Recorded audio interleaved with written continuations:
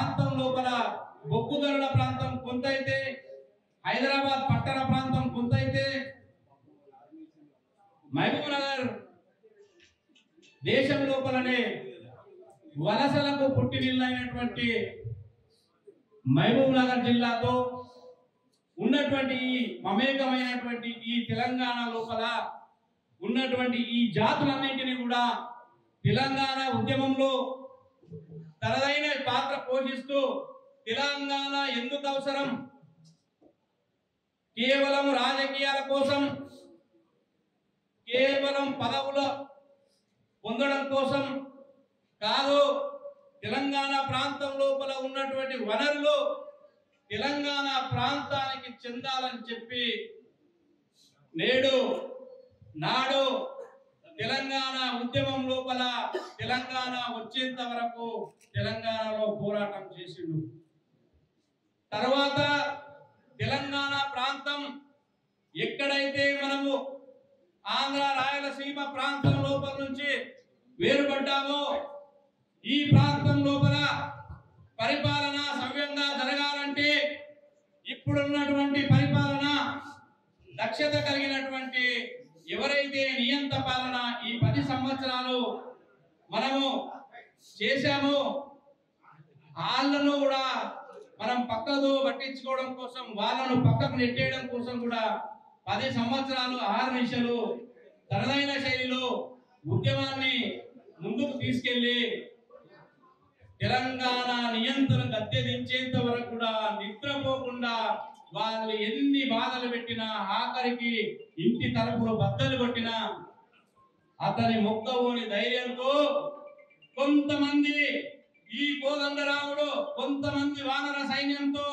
గుప్పెడు వానర సైన్యంతో, జిల్లాల వారీగా పట్టుమని 50 మంది లేని వానర సైన్యంతో జేఏసీని మళ్ళీ రన్ చేసి మళ్ళీ పార్టీని స్థాపించి రాష్ట్రం లోపల ఉన్నటువంటి ఎక్కడైతే మనం నష్టపోతున్నామో ఈ ప్రాంతంలో వాళ్ళ సంబంధ హస్తాల నుంచి, కేసీఆర్ కుటుంబ సంబంధ హస్తాల నుంచి విముక్తి పొందేందుకు మరి ఒక పోరాటం చేసి నేడు నియంత్రణ కూల్చి మరి మనందరికి కూడా ఈ రోజే తెలంగాణ వచ్చినట్టుగా మనందరికి కూడా స్వేచ్ఛా వాయువు ఇచ్చినటువంటి మహాప్రసాదం తెలంగాణకి పెట్టినటువంటి ఘనత అది కోదండరాం సార్ చెప్తుంది.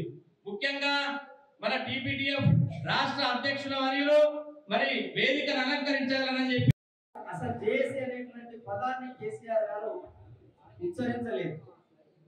బహుశా మిగతా వాళ్ళందరూ కూడా అదే ఇన్స్ట్రక్షన్ ఇచ్చినట్టు జేఏసీ అనేది మీరు మాట్లాడొద్దు అనేటువంటిది. అందుకనే ఢిల్లీ నుండి ఒక 4 రోజుల తర్వాత హైదరాబాద్కి వచ్చినప్పుడు పెద్ద అట్టహాసంగా ర్యాలీలు తీయబడ్డది. కానీ ఆ ర్యాలీలో జేఏసీ అనే పదం కానీ, జేఏసీకి నాయకత్వం వహించినటువంటి కోదండరాం సార్ పేరు కానీ ఉచ్చరించలేదు. కనీసం ఒక గౌరవం కూడా ఆ రోజు ఇవ్వలేదు. ఇది సరిగ్గా 10 సంవత్సరాల క్రితం జరిగినట్టు. సరే, మీరు ఇవ్వకుంటే ఇవ్వకపోయారు. ప్రభుత్వం చేసే ప్రతి పనికి జేఏసీ సహకరిస్తుందని చెప్పేసి 1 సంవత్సర కాలం మొదటగా చెరువులను బాగు చేస్తామంటే ఇది మంచి పని అని కాకతీయ మిషన్ కు జేఏసీ గురువుగా బాధ్యత తీసుకొని మేము అందులో భాగస్వామ్యం అవుతామని చెప్పి తట్టం మోసామందరం.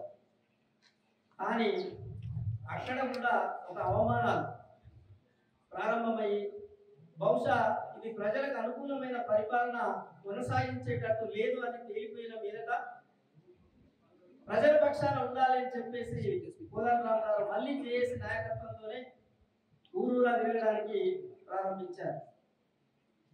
అయితే మరి చాలా మంది కూడా అనుమానం ఏంటంటే సార్ అందులో ప్రభుత్వంలో చేరిపోతే బాగుండే కదా, ఎందుకు వచ్చిన బాధ అని చాలా మంది అన్నారు. జేఏసీ ఏం నిర్ణయం చేసిందంటే ఎవరు పోగలిగితే వాళ్ళు ఆ పార్టీలకు వెళ్ళొచ్చు. కానీ ప్రధాన నాయకత్వమైన కోదండరాం సార్ గారు జేఏసీని నడిపించాలి. ఇది ప్రొఫెసర్ జయశంకర్ గారి ఆలోచన విధానం. మొన్న బీఆర్ఎస్ పార్టీ ఓడి కాంగ్రెస్ గెలిచిన తర్వాత తెలంగాణ వ్యాపితంగా ఒక 2 భావాలు వినబడ్డాయి, అభిప్రాయాలు వినబడ్డాయి. మొదటిది ఏంటంటే, ఒక భారం నెత్తి మీదకెళ్ళి కింద దించుకున్నట్టున్నది, ఇవాళ ఊపిరి పీల్చుకుంటున్నాం, సంఖ్యలు తెగిపోయినట్టుంది, స్వేచ్ఛగా ఉన్నాం, రంది లేదు మనకిప్పుడు అని మాట ఒకటి వినబడ్డాయి. దాంట్లో భాగంగానే చాలామంది ఇన్ని రోజులు భయానికి వాట్సాప్ మాట్లాడినాం, కానీ ఇప్పుడు వాట్సాప్ నిషేధిస్తున్నాం, రెగ్యులర్ కాల్సే మాట్లాడాలని చెప్పిన వాళ్ళు కూడా చాలామంది ఉన్నారు. ఇక రెండవది ఏంటంటే, చాలామంది ఇవాళనే తెలంగాణ వచ్చినట్టుంది అని అన్నారు. ఇవాళనే తెలంగాణ వచ్చినట్టుంది అని దాని అర్థమైంది, 9.5 సంవత్సరాల పాటు తెలంగాణ లేదా అంటే ఉన్నది. దాని అర్థం ఏంటంటే, ఉద్యమ ఆకాంక్షలకు తిలోదకాలు ఇచ్చింది బీఆర్ఎస్ ప్రభుత్వం. ఆ బీఆర్ఎస్ ప్రభుత్వం కూలిపోయి ఇవాళ మొత్తంగా తెలంగాణ ఉద్యమ ఆకాంక్షల సాధనకి ఒక అవకాశం దొరికినట్టుగా కనబడుతుందని ప్రజలు భావించారు. ఉద్యమ ఆకాంక్షల గురించి మనం ఒక మాట చెప్పుకోవాలి. తెలంగాణ ఉద్యమ ఆకాంక్షలు అంటే ప్రధానంగా చెప్పుకోవలసింది, ఇది ఒక విస్తృతమైన ప్రజా ఉద్యమం. ఈ ఉద్యమం కేవలం నీళ్లు, నిధులు, నియామకాలే కాదు, ప్రజాస్వామ్యాన్ని కోరుకున్నది. ప్రజలందరూ కలిసిమెలిసి తెలంగాణలో జీవించటమే కాదు, వాళ్ళందరూ ఒక భాగస్వామ్యాన్ని పొందుతారు. కష్టం సుఖం సెక్రటేరియట్ వెళ్ళి చెప్పుకుంటారు, దానికి ఒక పరిష్కారం ప్రభుత్వం చూపిస్తుంది. ఇది మనకు తెలంగాణ గురించి ఏర్పడిన అవగాహన.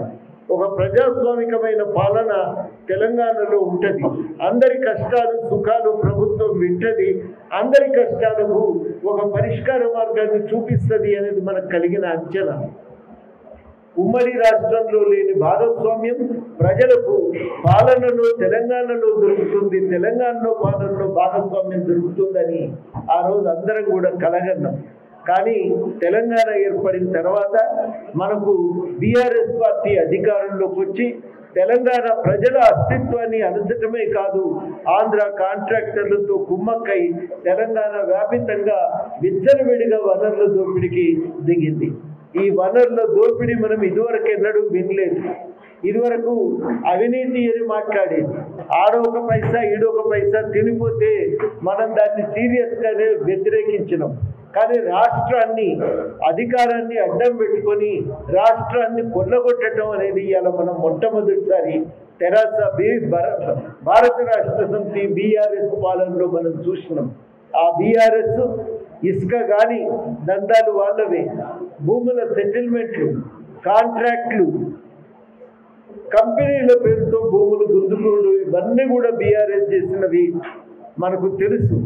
ఈ పరిస్థితులలోనే ప్రజలు నిజంగా ఒక చేత్తో పైసలు పెట్టి అవి నిజంగా సాగు ఖర్చులకు ఇచ్చినట్టుగా బీఆర్ఎస్ చేసింది. ఆ పరిస్థితి నుంచి బయటపడాలని ప్రజలు నిర్ణయించుకున్నారు. ఈ అహంభావపూరిత పాలన పోవాలి, నియంతలను మించిన నియంత కేసీఆర్ ఆయన పోవాలి అని చెప్పి ప్రజలు కోరుకున్నారు. ఆ సంకల్పంతోనే అందరూ ఓటును ఒక ఆయుధంగా మలుచుకొని నిన్ననే మనకు గద్దరు పుట్టినరోజు జరుపుకున్నాం, జయంతి జరుపుకున్నాం. గద్దరు ఒకటే మాట అన్నాడు, ఓటు అనేది నిశ్శబ్ద విప్లవాన్ని తీసుకురాగలుగుతుంది, ఆ విప్లవ సాధన కోసం ఓటును ఉపయోగించాలని ఒక మాట అన్నాడు. ఆ నిశ్శబ్ద విప్లవం ద్వారా ప్రజలు ఈ బీఆర్ఎస్ను గద్దె నుంచి కాంగ్రెస్కు పట్టం కట్టింది. ఏమిస్తారు అనేది ముఖ్యం కాదు, ఈ అప్రజాస్వామిక పాలన పోవాలి, ప్రజాస్వామిక పాలన రావాలనేది ప్రజలందరూ తీసుకున్నటువంటి నిర్ణయ ఫలితంగా ఈ మార్పు జరిగింది. ఇట్లాంటి మార్పు ఇవాళ ప్రజలు ప్రతి ఒక్కరు కూడా మొత్తానికైతే బాగానే ఉంది అని ఎక్కడ పోయినా మనం చెప్పుకుంటున్నారు. ప్రజలు ఇవాళ సెక్రటేరియట్కు పోగలుగుతున్నారు, ఆ ప్రజాభవన్కు పోగలుగుతున్నారు, అక్కడ తమ సమస్యలు చెప్పుకోగలుగుతున్నారు. ఇది వాళ్ళ దొరికిన కొత్త అవకాశం, ఇదివరకు లేనటువంటి అవకాశం. వనరుల దోపిడీ దానికి బ్రేక్ పడిపోయింది, ఆగింది, అది పూర్తిగా సంపూర్ణంగా ఉద్యమ విలువలు ప్రాతిపదిక కావాలని దానికి అవకాశం దొరికిందనేది ఇవాళ ప్రజలందరికీ ఒక సంతోషంగా ఉంది. ఖచ్చితంగా ఆనాడు ఏ ప్రజాస్వామిక పాలన అనుకున్నామో తెలంగాణ ప్రజలందరూ బాగుపడతారని కలగన్నమో అది ఇలా నెరవేర్చుకోవాలి. అందరికీ విద్య, అందరికీ ఉద్యమకారులుగా ఐక్యం కావాలి. ఆ తెలంగాణ విలువలను పాదుకొల్పటానికి పూనుకోవాలని ఈ సందర్భంగా ప్రతి ఒక్కరికి నేను అభ్యర్థిస్తున్నా. మీడియా మిత్రులు టెలిఫోను మనం అప్పుడప్పుడు మాట్లాడితే అవుట్ ఆఫ్ కవరేజ్ ఏరియా అని వస్తుంది కదా, అట్లా ప్రభుత్వమే ప్రజలకు అవుట్ ఆఫ్ కవరేజ్ ఏరియాలోకి వెళ్ళిపోయింది. మాట్లాడటానికి అవకాశం లేదు. ఎవరికి చెప్తే సమస్యలు పరిష్కారమైతే తెలియదు, ఎవరు పరిష్కార మార్గాలు చూపిస్తారో అర్థం కాదు. అంతటి దుర్మార్గమైనటువంటి పాలన మనం చూసినాం. మనం ఎంత ఆవేదన వ్యక్తం చేసినా ఫలితం లేకుండా పోయింది. ఆ పాలనలో మనం చూసిన ఒక ప్రధానమైన అంశాలు ఏంటి అంటే, ఒక్క వ్యక్తి ఇష్టానుసారంగా అధికారాన్ని చెలాయించింది. అక్కడ మంత్రులకు విలువ లేదు, ఎమ్మెల్యేలకు విలువ లేదు, ఉద్యోగులను కూడా గౌరవించినటువంటి వాళ్ళు లేరు. బెదిరించాలి, ప్రతి ఒక్కరిని తమ గుప్పిట్లో పెట్టుకోవాలి. అది కేసీఆర్ పాలన సారాంశం.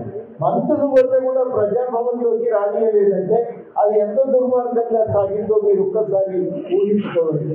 ఇక రెండవది ఏంటంటే, ప్రశ్నించిన వాళ్ళ మీద పడి కొట్టిండు, కేసులు పెట్టిండు.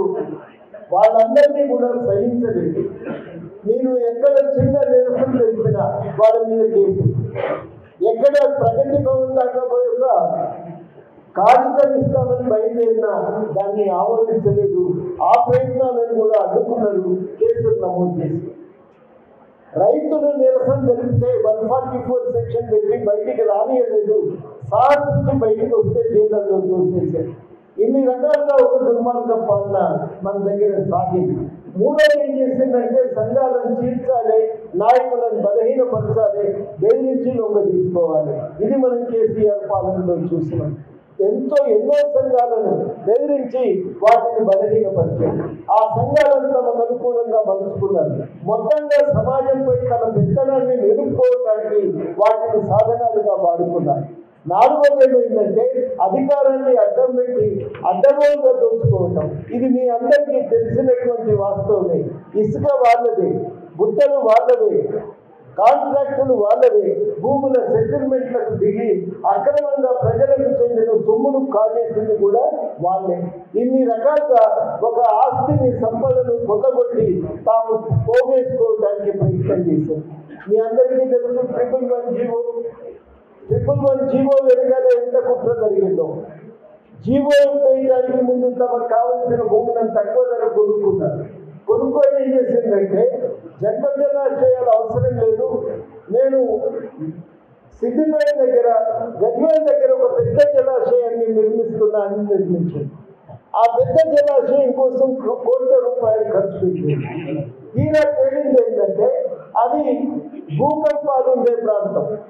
ఆ చెరువు వల్ల నిండా నింపితే భూకంపాలు వచ్చే ప్రమాదం ఉంది. అందుకని ఏం చేసిండ్రు, ఇప్పటిదాకా కూడా వాళ్ళు ఆ చెరువును సంపూర్ణంగా నింపలేదు.